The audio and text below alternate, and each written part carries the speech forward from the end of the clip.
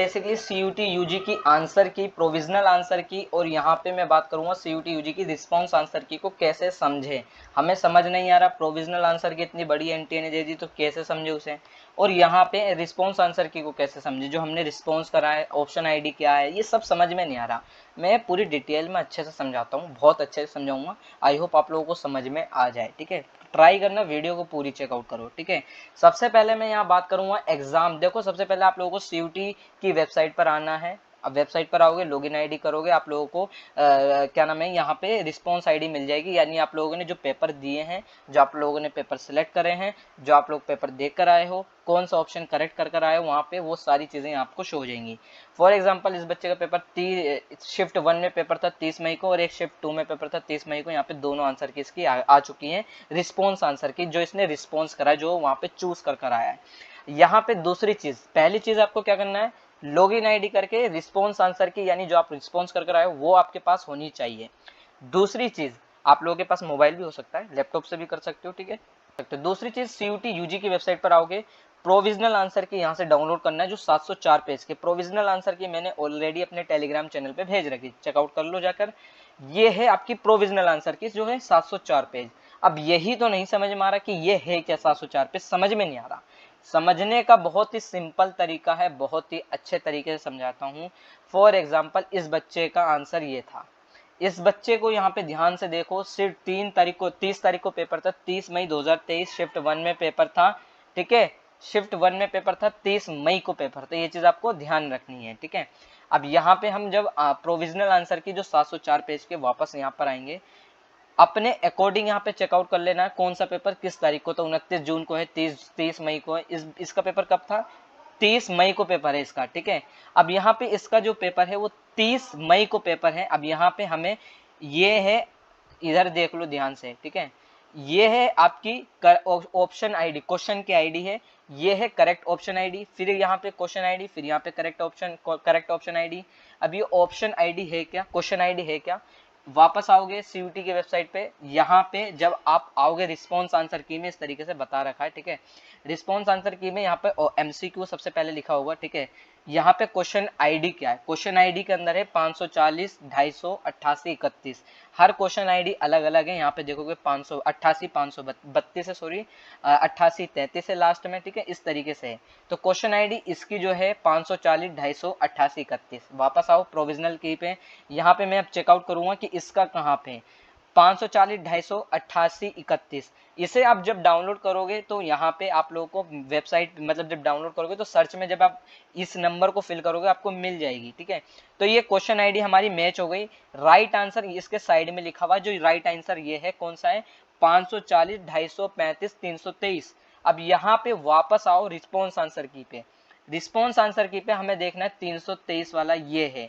तो यानी correct answer जो है ऑप्शन 3 है, और यहाँ पे इस बच्चे ने चूज ऑप्शन भी 3 करा है, तो इसके जो है 4 नंबर हो गए यहाँ पे, यानी इसका आंसर राइट आंसर है। हो सकता है यहाँ पे अगर इसका 2 होता, यहाँ पे मतलब चूज ऑप्शन में 2 होता तो इसका आंसर फिर गलत होता, डेफिनेटली गलत होता, ठीक है। अब यहाँ पे इसी तरीके से दोबारा से आता हूँ मैं तीसरे नंबर क्वेश्चन पे। ये अभी हम 30 मई वाला ही चेक कर रहे हैं, ये चीज आपको ध्यान रखना। अगर आपको पेपर 28 वाले सेशन में था तो आप 28 मई वाले सेशन पर जाओ, 28 मई को पेपर यहाँ आप चेकआउट करो। 28 मई कहाँ है, ये है 29 मई को पेपर कंडक्ट हुआ, 29 मई को पेपर कंडक्ट हुआ, 29 मई 29 मई 28 मई भी आपको ऊपर मिल जाएगा, ठीक है। चेकआउट कर लेना, 28 मई भी ऊपर ही होगा, ठीक है। मैं 30 पर आया हूँ वापस। हाँ, अब यहाँ पे इस बच्चे के रिस्पॉन्स, यहाँ पे क्वेश्चन आईडी हम तीसरा क्वेश्चन देख रहे हैं, 540 288 33। प्रोविजनल आंसर की पर आओ, अब ढूंढो यहाँ पे 33 वाला कौन सा है, 88 333 एकदम करेक्ट होना चाहिए। राइट आंसर कौन सा है इसका, 540 235 329 वाला राइट आंसर है 329। इसने कौन सा सिलेक्ट करा है, 329, ऑप्शन 1 करेक्ट है, और इसने ऑप्शन 1 ही चूज करा है, यानी इसके नंबर 4 नंबर फिर दोबारा जुड़ गए। अगर यहाँ 2 होता तो इसका आंसर गलत होता। तो आपको समझ में आ गया ना कि ऑप्शन आईडी इन्होंने दे रखी है। अब यहाँ पे भैया हम क्लेम कैसे करें कि हमारा आंसर राइट आंसर है, हम कैसे क्लेम करें, तो उसके ऊपर मैं पर्टिकुलर नेक्स्ट वीडियो ला दूंगा, ठीक है, अगर आप डिमांड करोगे। तो यहाँ पे बेसिकली आपको पहले ये समझना है। एक और क्वेश्चन देख लेते हैं ताकि आपको समझ में और अच्छे से आ जाए।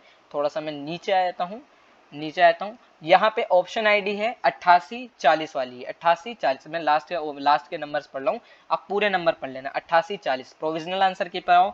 8840 कहाँ लिखा है? 8840 8840 500 250 8840, ठीक है।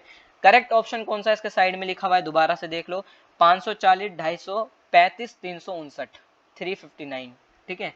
359 इसका राइट आंसर है। अब इस बच्चे ने भी चूज ऑप्शन 3 करा, तो यहाँ पे देख लो, अभी तक तो मैं जितने देख रहा हूँ इस बच्चे के सारे आंसर करेक्ट ही हैं, मैंने खुद भी देखा था। एक और क्वेश्चन कर लेते हैं अच्छे से, एक और क्वेश्चन देख लेते हैं, आपको और अच्छे से समझ में आएगा, मजा आ रहा होगा, ठीक है। यहाँ पे अब हमें ये नहीं है भैया, ये रीड तो आप कर ही नहीं रहे, पैसेज तो रीड ही नहीं कर रहे, ये सब रीड ही नहीं कर रहे, आपको इसे कंपलसरी नहीं है, आप कर सकते हो इसे रीड, मैं मना नहीं कर रहा, रीड करो। लेकिन हमारा मेन ये है कि इस बच्चे का करेक्ट आंसर क्या है, मतलब प्रोविजनल आंसर के में राइट आंसर क्या है, इस बच्चे ने कौन सा आंसर चूज करा है। अब यहाँ पे आते हैं 540 250 88 71 पे, प्रोविजनल आंसर की पर आओ, 88 71 वाली पे आओ। 88 71 कहाँ है? ठीक है, 88 71 61 से शुरू है यहाँ पे 71, तो यहाँ पे 540 250 88 71 राइट आंसर है। 482 वाला 35 482 राइट आंसर है, 35 482 35 482 ऑप्शन 2 करेक्ट है। इस बच्चे ने भी ऑप्शन 2 ही चूज करा, फिर इसका आंसर सही हुआ, ठीक है। तो अभी तक मुझे तो भाई इसका आंसर कोई गलत मिला नहीं, ठीक है। तो आपको इस तरीके से चेकआउट करना, आई होप आपको समझ में आ गया होगा, और बाकी आई होप आपको समझ में आ गया होगा, ठीक है। और बाकी अगर आपको नहीं समझ में आ रहा, ठीक है, और या आपकी कोई क्वेरी है तो आप मुझसे इंस्टाग्राम पर पूछ सकते हो। वैसे मैंने बहुत अच्छे से एक्सप्लेन कर दिया। प्रोविजनल आंसर के अपने पास रखो, रिस्पॉन्स आंसर के अपने पास रखो, दोनों को मैच करो, इस तरीके से चेकआउट करना है, ठीक है। आपको समझ में आ गया होगा। बाकी अगर आपकी कोई क्वेरी है तो आप मुझसे इंस्टाग्राम पर पूछ सकते हो। इंस्टा आईडी का लिंक मैंने डिस्क्रिप्शन में दे रखा है।